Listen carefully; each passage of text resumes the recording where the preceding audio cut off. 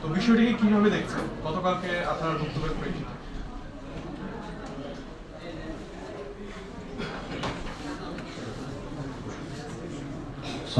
আমাদের সদস্য সচিব বলেছেন সংস্কারের বিষয়ে, তবে আমি একটু সামারিটা বলে দিই। সেটা হলো, ঐক্যমত কমিশনে দুইটা ভাগ ছিল। একটা হলো সবাই যেটাতে ঐক্যমত হয়েছে, আর সাথে যেটা নোট অফ ডিসেন্ট ছিল সেটা ছিল দলীয় মতামত।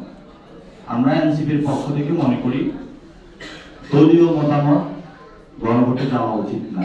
সবাই যেটাতে ঐক্যমত হয়েছে সেটাই গণভোটে যেতে হবে, এক নম্বর। দুই নম্বর জিনিসটা হলো, আপনারা জানেন ঐক্যমত কমিশন সুপারিশমালা দিয়েছে। আজকে অনেকদিন হয়ে গেল, সরকার থেকে আমরা এটা বাস্তবায়নের কোনো উদ্যোগ দেখতে পাচ্ছি না। এই জন্য সরকারের কাছে আমরা দাবি জানাচ্ছি, আপনারা স্পষ্ট ডেট ঘোষণা করেন যে কোন দিন আপনারা আদেশটা জারি করবেন।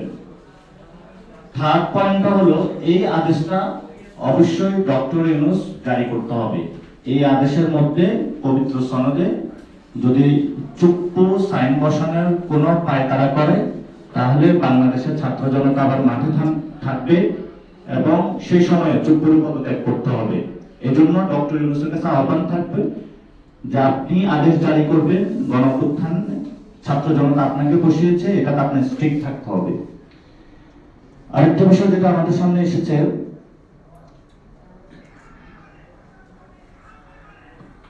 বর্তমানে আসনের লোভ দেখিয়ে গণতন্ত্রের যে পথ সেটাকে রুদ্ধ করা হচ্ছে। বিভিন্ন ছোট ছোট দল যারা রয়েছে, এক দুইটা আসন দিয়ে গণতন্ত্রের যে পথ, বহুদলীয় গণতন্ত্রের যে সৌন্দর্য, সেটাকে বাংলাদেশে নষ্ট করা হচ্ছে, রুদ্ধ করা হচ্ছে।